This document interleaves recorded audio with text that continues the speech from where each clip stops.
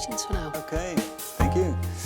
Well, the feeling of helplessness and powerlessness that sometimes overwhelms us when confronted with the immense suffering that war brings to people is entirely understandable. Strange as it may sound, that feeling of powerlessness is at least a sign that one is concerned about the fate of others. It is better than indifference or the meaningless remark that there has always been and always will be war. But that feeling of powerlessness is not necessary. We can do something about it. In our last talk in December, we told you about the axiom that you sow a thought and reap an action, and a sown action leads to a habit, and that leads to a character. And that character determines our destiny. And this is true for individuals, but the thoughts we think always affect others. They help set the atmosphere, the mental atmosphere. We often talk about climate in our current world. And that's good because it shows people's commitment and responsibility to the planet we live on. Indeed, of which we are actually a part. But there is also such a thing as mental climate. And just like the outer climate, which is changing, the mental climate can change. The mental tempests and hailstorms need not take place. The accumulation of negative thoughts can be stopped. All of us together determine the mental climate. In fact, it's very easy. Every thought of violence, of revenge, of inflating conflict, enmity towards others pollutes the mental atmosphere and contributes to disharmony, which in severe cases can erupt into war, as we told you. Thoughts of love, compassion, thoughts that concern the welfare of others contribute to harmony in the world. What do you choose to do? What is your purpose in life? You are either part of the solution or part of the problem. Every selfish thought magnifies the problem, and every selfless thought contributes to the solution, to a world where people work together harmoniously. And when you realize this, any sense of powerlessness disappears. You begin to realize that everything you think and do exerts its influence, and therefore it is extremely important to control your thoughts. Realize well what you are thinking, and do not allow thoughts into your mind that you know you should not be thinking. And the latter is easier if you have an overarching idea with which you give a certain coloring to all your other thoughts. Just as you can tune an instrument, you can tune your thinking into a certain tone. And what tone is that? It's the tone of selfless love for humanity. And maybe you think that's a little vague. Maybe you think it's an abstract idea, selfless love for humanity. So let's make it more concrete. Let's break it down into 5 points, 5 rules of behavior, or rather 5 mental attitudes that each person can think about for themselves and apply in their own lives. The first mental attitude is learn to forgive, learn to love. This is one of those rules you can start with immediately, and it becomes easy to implement if you recognize that all human beings come from the same source, indeed are that same source, and that when that idea comes into your mind, you start to see in each person a brother a part of yourself. When you look in the other person's eyes, you actually see yourself. That all-encompassing love for humanity as a whole is not impractical. Every human being you meet represents humanity. And therefore, if you practice compassion toward one human being, and you understand the idea of universal brotherhood as a fact in nature, then you direct your love to all humanity. We can practice to love others. We learn that when we identify with others. If we feel their pain and joy, if we know their fears, and if we know how to get rid of those fears. Empathy, empathizing with others, is trainable. Go in your mind to others, to people you love, to people you are indifferent to, and to people you may hate. And try to understand that you are them. That makes you gentle. And as a result, you expand your consciousness. It becomes more and more universal. Related to this is forgiveness. How many struggles and wars have resulted from people's inability to forgive the other? And how easy it is to forgive. If you constantly assume karma, you know that everyone gets what he deserves. You don't have to worry about that. We taught you that hate is a binding force, but paradoxically, it also is a force that isolates you. It makes you stand alone in life while surrounded by others. You no longer experience the same life flowing through you and through your peers. It narrows your consciousness. Universal love, on the other hand, makes us realize that we belong to each other, form one organism. Universal love frees us from all pettiness. Great people are able to forgive others, and in doing so, they turn over a page of the book of life. And if you try to truly love someone, forgiveness is very easy. The next point, closely related to this, is that you should never hit back. Why should you? Don't retaliate. It's unwise. It is counterproductive. You don't know the reason why somebody has done something to you. You don't know his motives, and therefore, how can you judge him? And assuming karma, you know that everything that happens to you can be traced back to your own past. And what the other person does will result in purely righteous consequences, and therefore, there is no reason to strike back. An eye for an eye, a tooth for a tooth, is a mentality that belongs to our past and leads to a world in which everyone is blind and toothless. Our current prison system is mainly based on retribution, but punishment doesn't make better people. There are plenty of studies showing that if you treat people who break the law humanely and with love, which by the means is different from tolerating their crimes, you can make them good citizens, useful people in society.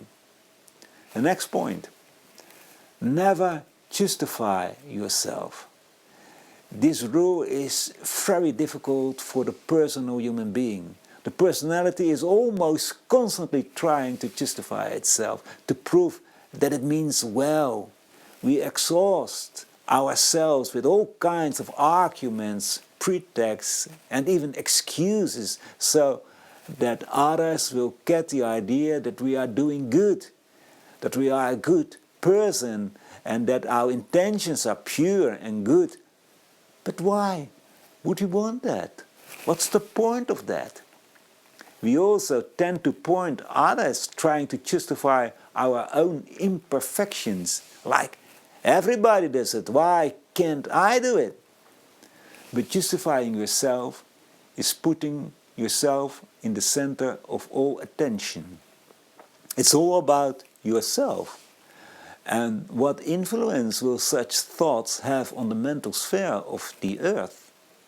Ask yourself.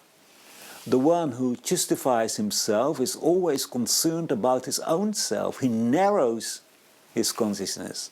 His thoughts always revolve around himself. Forget yourself. How much happier you become when you are able to do this. All kinds of worries and cares, all kinds of fears fall away from you. If you don't think about yourself, you don't have to worry that something bad will happen to you. Next point. Do not keep brooding about real or imaginary injustice. Entire lives are destroyed because people give all the attention to the injustice, imaginary or real, that has been done to them. Sons and daughters complain about their parents and their unhappy childhood. Workers complain about their supervisor who gives others certain privileges. Well, they have been working longer and doing a better job. Often that injustice is an illusion. It is the complaining personality squealing because it's not getting enough attention. I certainly do not mean to argue that people cannot be wronged. Unfortunately, it happens often enough. And therefore, we have a duty to stand up for others when we see that they have been wronged. Nor do I want to argue that we should cover everything with the cloak of love. Certainly not. There are people who have had traumatic experiences and they deserve our compassion, our attention. We need to help them. But we help them best by giving them attention to the beautiful things of life through which they can learn to accept what has happened. I can call you a case of a man who studied Theosophy with us. He had been in a concentration camp of the Japanese during World War II, and we know how inhumane those camps were and how much misery and cruelty took place there. Years later, he still suffered terribly from that horrifying experience. He visited psychologists, psychiatrists, all hard-working and well-meaning people, but they couldn't help him. And when he did the course Thinking Different with us, and he learned the laws of karma, he was silent for a while. He did not ask any questions about it. But something in him changed, and result, no more nightmares, no more fears. He was healed, he has healed himself. Somehow he had managed to cope with this traumatic experience, thanks to karma. He knew the law of cause and effect, but most importantly, he no longer knew revenge. You know, karma can sometimes seem cruel, but it is always compassionate. I don't know how great this man's growth in consciousness was, but he learned a lot. I also don't want to argue that we have to suffer in order to grow, certainly not. We must learn, however, to accept the situation as it is. And when we are able to do that and know how to focus our thoughts on that all-encompassing universal love, then we make great strides forward. And finally, as a final rule, control yourself. Keep the peace. Be silent. Be quiet. Be the master of your thoughts. Live in peace with yourself and with your surroundings. Be calm. Be silent.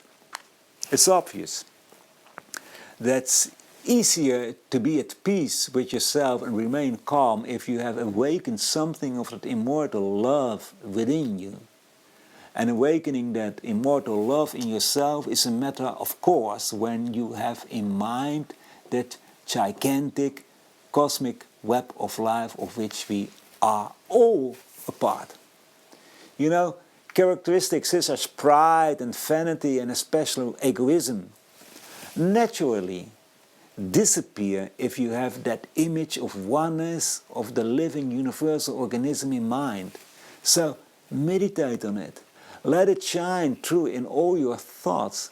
That gives confidence in yourself, and I mean your higher self.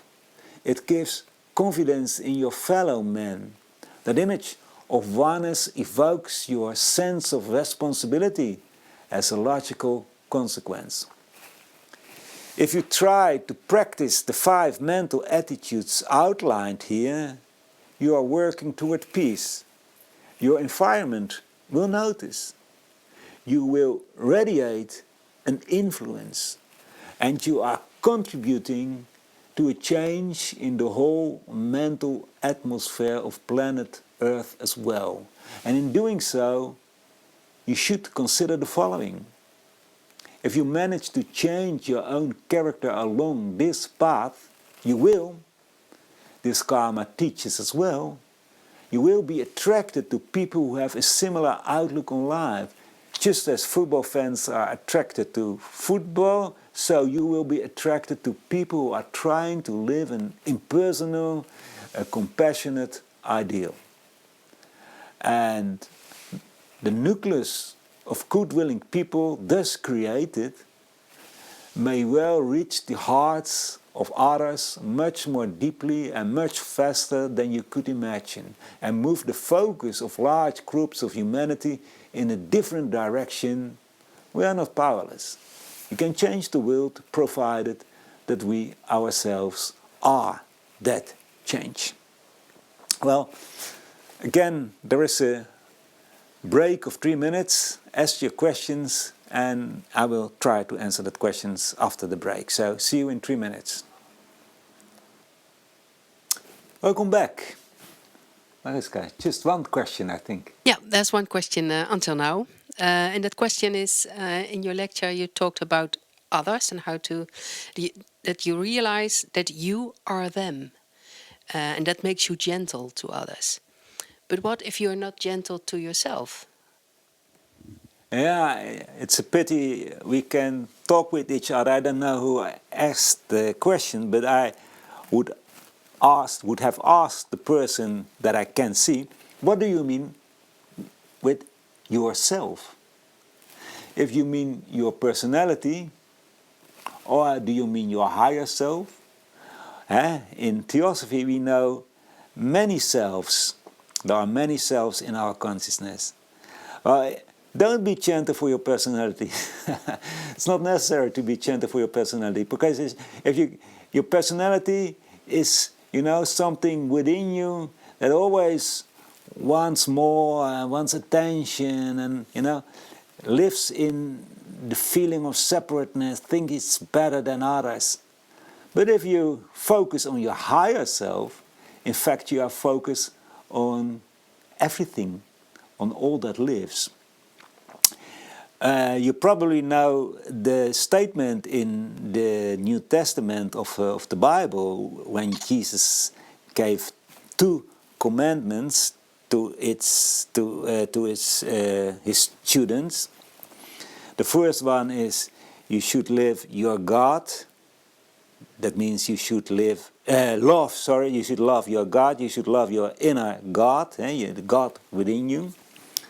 I don't know the quote exactly, but the God within a human being, that was the first. And then he said the second is equal to the first. You should live your neighbor as yourself. Yeah? So, loving the God within you is the same as loving your neighbor as yourself.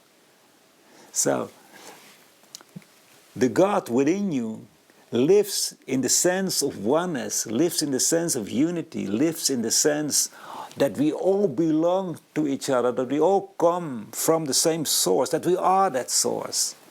So, if you love that God, in a natural way you love all that exists. because all that exists is part of it. And that's why loving your neighbor is the same as loving your God. And loving your neighbor as yourself means that you should love your higher self. Your higher self is the inner God. You know, it's very, sometimes it's very dangerous, because I know those people who said you should be nice for yourself and you should love yourself, etc., etc. You should accept yourself as a human being, of course. But if you focus on the idea of loving yourself, it easily may evoke selfishness in you. First me, first me. Now, first the whole. And being part of the whole, you address it in a certain way to yourself if you focus on the whole, if you focus on, you know, humanity, or better, on all that lives. So be nice for everything that lives, be nice for your inner God, and then you, in a certain way, are nice for yourself, your higher self as well. A beautiful last answer. Thank you. All right. Well, if you like to talk about this subject, about karma, I can recommend you to participate in our study next week on Sunday. The only thing you have to do is inscribe you in our platform on the website, because we need to send you our Zoom link, so we can talk with each other about new karma, about peace, about war, and all the subjects that we have spoken in this talk and in the last talk. So it's very interesting, because in interaction, in talking with each other, we learn more than you just hear one person speak. So be our guest. We are glad if you want to participate in our talk. And don't be afraid, don't think, oh, those are all Theosophists. No, the people who for the first time have heard a lecture and then they want to participate in the study, you're welcome. There is no differences in grades. We are all on the same level. We are all students. We are all learning more about karma. Another thing, in the end of January, I think it's 25, but not sure, we start our courses, Universal Wisdom. This is a Dutch one, but it's in English, Universal Wisdom. I may say that we spent many hours to make a course which teaches the whole field of Theosophy, from the beginning of the cosmos, of the boundlessness, to your own mind, your own thoughts. All kind of doctrines, the 7 jewels of wisdom, are in that course, and we have tried to make it as clear as possible so everybody can understand it. But it's a very deep courses. You really get into Theosophy in Universal Wisdom, but in a way that everybody can understand it. So, if you are interested, or you know somebody who is interested, we start with the course in, I think, 25 of January, but I'm not sure, but look on our website, and you are, of course, very welcome to Universal Wisdom. And then I hope to see you next week in the study, and we end with our